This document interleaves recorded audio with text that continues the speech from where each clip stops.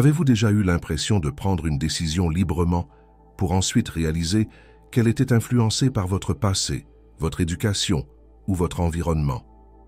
Nous aimons croire que nous sommes les maîtres de nos choix, que nous décidons consciemment de chaque action, chaque opinion, chaque direction que nous prenons dans la vie. Mais est-ce réellement le cas? Carl Jung, en étudiant l'inconscient, avait déjà révélé que nos décisions ne sont pas aussi libres que nous le pensons. Derrière chaque choix, il existe des forces invisibles, des conditionnements, des schémas ancrés, des influences inconscientes qui orientent notre pensée bien avant que nous en ayons conscience. Alors, êtes-vous vraiment libre ou votre libre arbitre est-il une illusion entretenue par votre propre esprit? Dans cette vidéo, nous allons explorer les mécanismes cachés qui influencent vos décisions, de l'inconscient collectif au biais cognitif, en passant par les expériences scientifiques qui remettent en question notre capacité à choisir réellement. Préparez-vous à une plongée fascinante dans l'un des plus grands mystères de la psychologie humaine, l'illusion du libre arbitre. Carl Jung a consacré une grande partie de son travail à l'exploration de l'inconscient et de son influence sur nos décisions. Pour lui, l'idée d'un libre arbitre absolu est une illusion, car une grande partie de vos choix sont dictés par des forces dont vous n'avez même pas conscience. Mais qu'est-ce que l'inconscient exactement? Selon Jung, il existe plusieurs niveaux de conscience. Le conscient, qui représente votre pensée rationnelle et vos décisions immédiates. L'inconscient personnel, qui stocke vos souvenirs refoulés, vos expériences passées et vos émotions non résolues. L'inconscient collectif, une couche plus profonde qui contient des schémas universels de pensée et de comportements partagés par toute l'humanité. Le problème, c'est que nous avons tendance à croire que nos décisions viennent uniquement du niveau conscient. Nous pensons réfléchir objectivement, analyser les situations, peser le pour et le contre, puis faire un choix rationnel. Mais en réalité, la majorité de nos décisions sont prises dans l'ombre de notre inconscient avant même que nous en ayons conscience. Prenons un exemple simple. Imaginez que vous changiez de travail, convaincu d'avoir pris cette décision de manière totalement libre. Mais en creusant un peu, on découvre que ce choix a été influencé par des peurs héritées de votre enfance, par des schémas familiaux qui vous ont inculqué une certaine vision de la réussite, ou même par des influences culturelles sur ce qui constitue un bon emploi. Ce que vous percevez comme un choix rationnel est en réalité le produit d'un enchevêtrement de forces inconscientes. Pour Jung, comprendre cela est essentiel. Tant que nous n'explorons pas notre inconscient, nous ne faisons que répéter des modèles préexistants, croyant faussement être maîtres de nos décisions. Mais alors, quels sont ces conditionnements invisibles qui influencent vos choix au quotidien? C'est ce que nous allons voir dans la prochaine partie. Vos choix sont-ils vraiment les vôtres? Ou bien sont-ils le reflet d'influences invisibles que vous subissez sans même vous en rendre compte?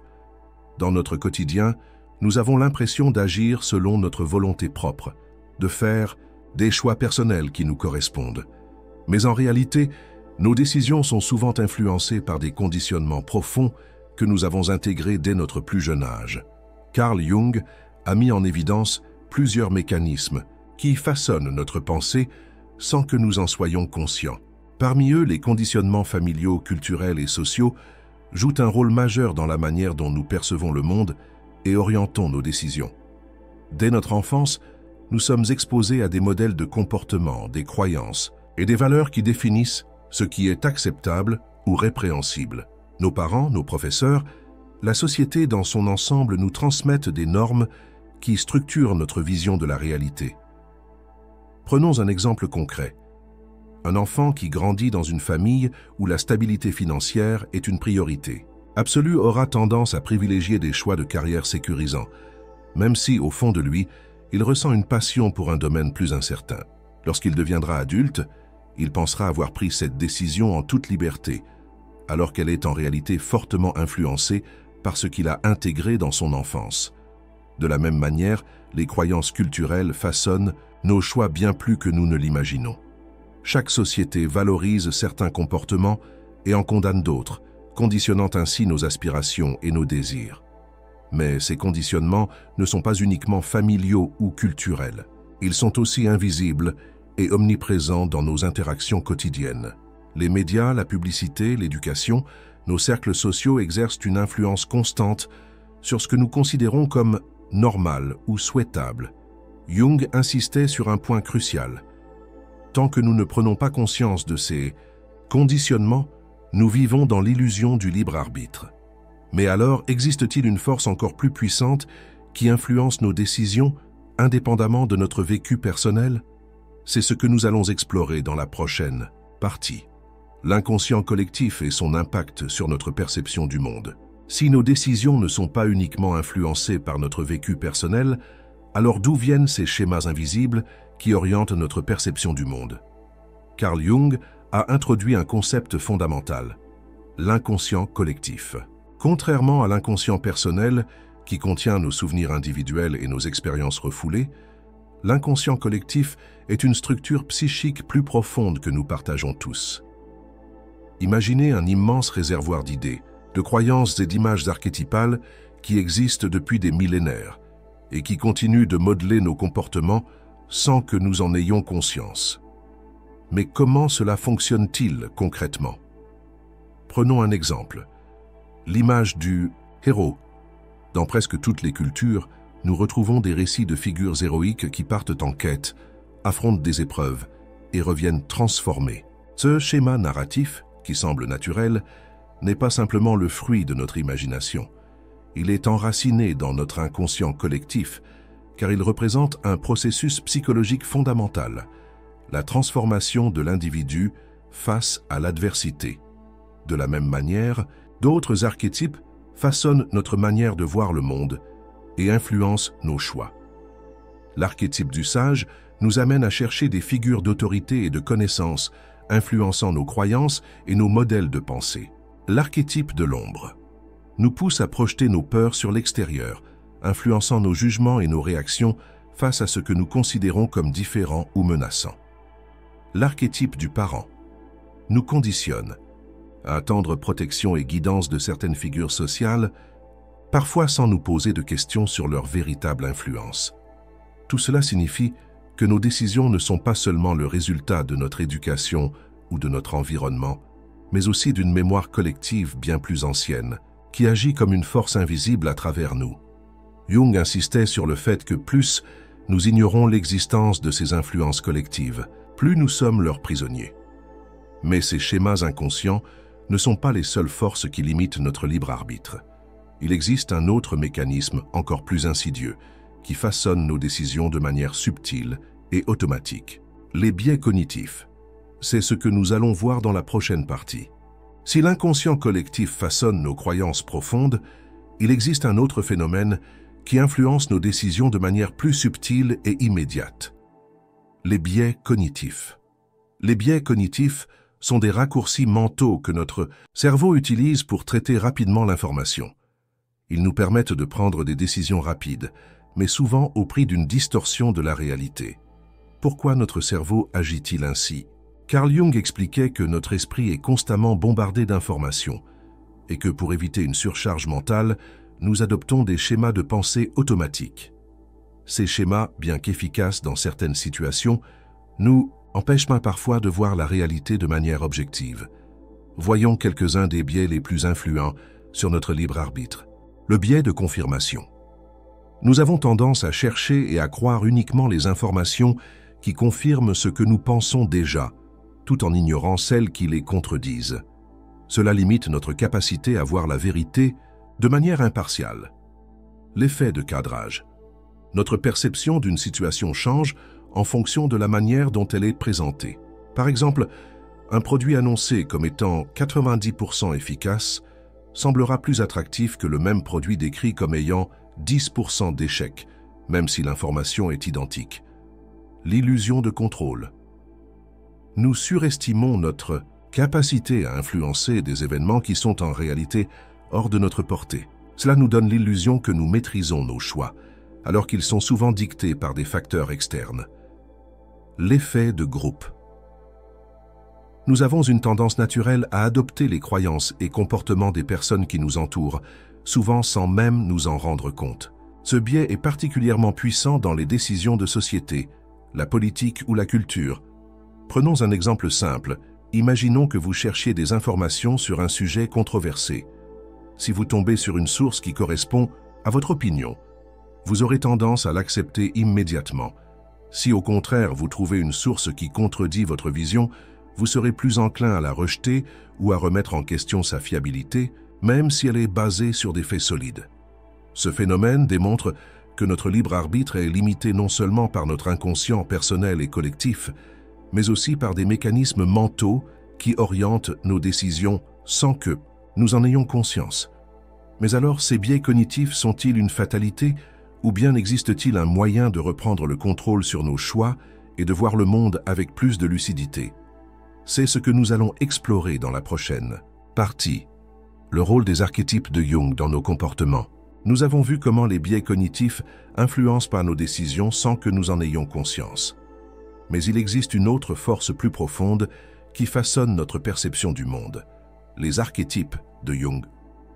Un archétype est une structure psychologique universelle qui se manifeste à travers des images, des symboles et des comportements communs à toutes les cultures et toutes les époques. Pourquoi est-ce important? Parce que nos choix sont souvent guidés par ces archétypes, sans que nous en soyons conscients. Ils influencent nos décisions, nos aspirations et même notre manière de nous voir nous-mêmes. Voyons quelques archétypes clés qui modèlent nos comportements. L'archétype du héros. Il nous pousse à rechercher des défis, à vouloir prouver notre valeur et à surmonter des épreuves. Ce modèle influence nos ambitions, notre manière de voir la réussite et notre rapport à l'effort. L'archétype du sage. Il représente la connaissance et l'intuition. Beaucoup de personnes cherchent inconsciemment à incarner ce rôle ou à suivre une figure de sagesse, ce qui oriente leurs croyances et leur vision du monde. L'archétype de l'ombre. Il représente la partie cachée de notre psyché, celle que nous rejetons ou réprimons. Lorsqu'un individu projette son ombre sur les autres, il peut percevoir certaines personnes comme une menace, alors qu'elles ne font que refléter ses propres conflits intérieurs. L'archétype du parent. Il nous conditionne à chercher protection, guidance et approbation auprès d'une autorité, que ce soit une figure parentale, un leader politique ou une institution. Prenons un exemple concret. Imaginons une personne qui hésite à quitter son emploi pour se lancer dans un projet personnel. Son inconscient est peut-être influencé par l'archétype du parent, qui lui souffle que la stabilité et la sécurité sont primordiales. À l'inverse, l'archétype du héros peut l'encourager à prendre des risques et à suivre sa propre voie. Ces conflits archétypaux sont invisibles, mais ils influencent profondément nos choix. Jung expliquait que, tant que nous ne reconnaissons pas ces forces inconscientes, nous ne faisons que rejouer des schémas préétablis, croyant pourtant agir librement. Mais ce phénomène ne concerne pas seulement l'individu, il s'étend aussi à notre rapport aux choix eux-mêmes. Pourquoi avons-nous parfois l'impression d'avoir trop d'options et de ne plus savoir quoi décider? Pourquoi plus nous avons de choix, plus nous nous sentons paralysés? C'est ce que nous allons explorer dans la prochaine partie, le paradoxe du choix. Nous aimons croire que plus nous avons d'options, plus nous sommes libres. Mais est-ce vraiment le cas? Le passé paradoxe du choix, un concept étudié en psychologie moderne, remet en question cette idée. Il montre que, bien souvent, l'augmentation du nombre de possibilités ne renforce pas notre liberté, mais au contraire la limite. Pourquoi? D'abord parce qu'un excès de choix entraîne une surcharge cognitive. Imaginez que vous deviez acheter un simple pot de confiture. Si vous avez 2 options, le choix c'est rapide. Mais si vous vous retrouvez devant un rayon avec 20 variétés différentes, votre cerveau va devoir analyser, comparer et évaluer chaque possibilité. Cette surcharge d'informations peut rapidement mener à une paralysie décisionnelle. C'est exactement ce qui se passe dans des décisions plus complexes, carrière, relations, projets de vie. Trop d'options peuvent nous donner l'impression d'être perdus, incapables de faire un choix clair. Ensuite, il y a un autre phénomène, le regret anticipé. Plus nous avons d'options, plus nous avons peur de faire le mauvais choix.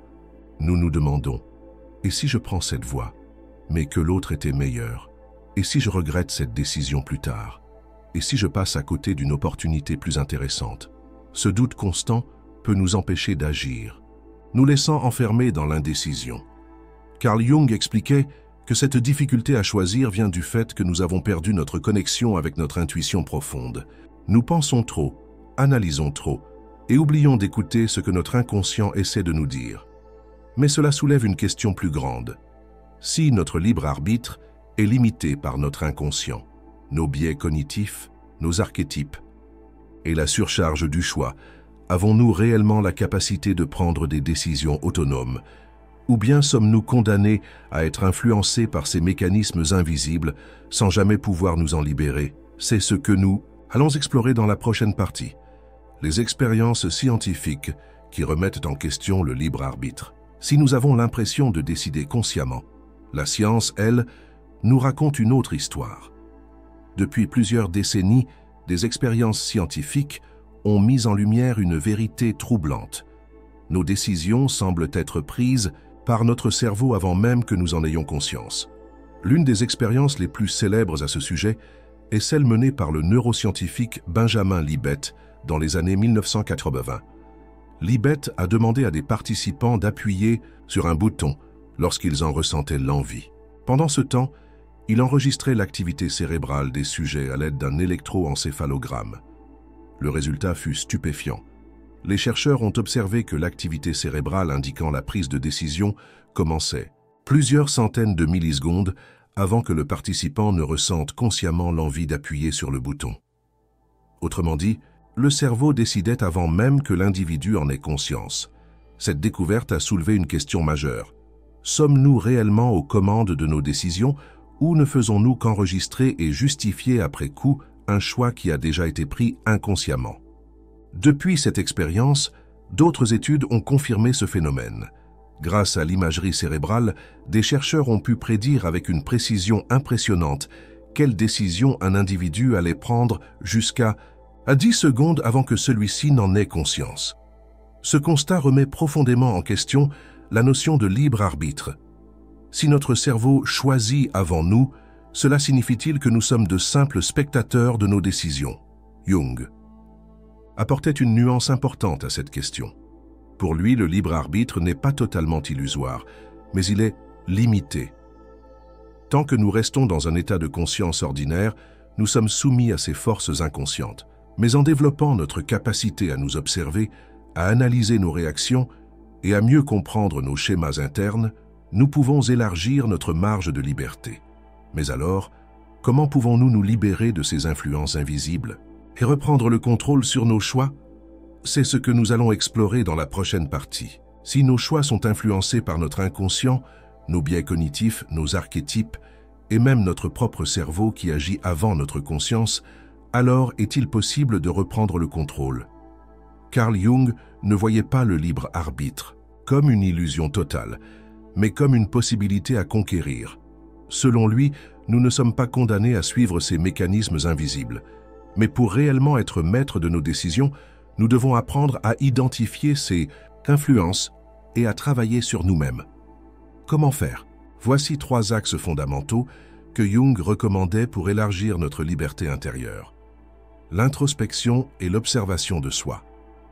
Tant que nous agissons automatiquement, nous ne faisons que répéter des schémas inconscients. En développant une capacité à nous observer, à questionner nos réactions et à analyser nos choix, nous commençons à nous affranchir de certaines influences. L'exploration de l'ombre. Beaucoup de nos décisions sont motivées par des désirs cachés, des peurs inconscientes ou des blessures non résolues. Identifier ces aspects de nous-mêmes permet de récupérer une part de notre pouvoir décisionnel. L'écoute de l'intuition. Plutôt que de toujours tout analyser de manière rationnelle, Jung suggérait de prêter attention aux signaux subtils de notre inconscient. Notre intuition est souvent plus proche de notre vérité intérieure que nos raisonnements influencés par des biais. Prenons un exemple concret. Imaginez que vous hésitez entre 2 choix de carrière. Vous avez l'impression d'agir librement, mais en y regardant de plus près, vous réalisez que l'une des options correspond aux attentes de votre entourage, tandis que l'autre reflète un désir profond que vous n'avez jamais osé explorer. Tracy Song. Prenant le temps de vous interroger, de comprendre d'où viennent ces influences et d'écouter ce qui résonne réellement en vous, vous transformez une décision automatique en un choix plus conscient. C'est dans cette démarche que réside la véritable liberté. Nous ne pouvons pas éliminer totalement les influences extérieures ou les mécanismes de notre cerveau, mais nous pouvons apprendre à ne pas en être esclaves. Alors, si le libre arbitre absolu est peut-être une illusion, la possibilité de reprendre le contrôle sur notre vie est, elle, bien réelle. Mais encore faut-il savoir comment l'appliquer. Au quotidien, c'est ce que nous allons explorer dans la conclusion. Tout au long de cette exploration, nous avons vu comment nos décisions sont influencées par des forces invisibles. Notre inconscient personnel, l'inconscient collectif, les biais cognitifs, les archétypes et même les mécanismes de notre propre cerveau. Alors pouvons-nous réellement parler de libre arbitre? Carl Jung nous rappelle que la liberté n'est pas une donnée absolue, mais une quête. Tant que nous restons inconscients de ces influences, nous ne faisons que répéter des schémas préétablis, persuadés d'agir de notre propre volonté. Mais, lorsque nous développons notre capacité à nous observer, à identifier ces mécanismes et à nous reconnecter à notre véritable nature, nous élargissons notre marge de liberté. La véritable question n'est donc pas « Avons-nous un libre Arbitre? Mais plutôt « Comment pouvons-nous élargir notre espace de choix et prendre des décisions plus conscientes ?» Le travail sur soi, l'introspection, l'exploration de nos schémas inconscients sont les clés pour s'émanciper de ces influences invisibles et reprendre en main notre destinée.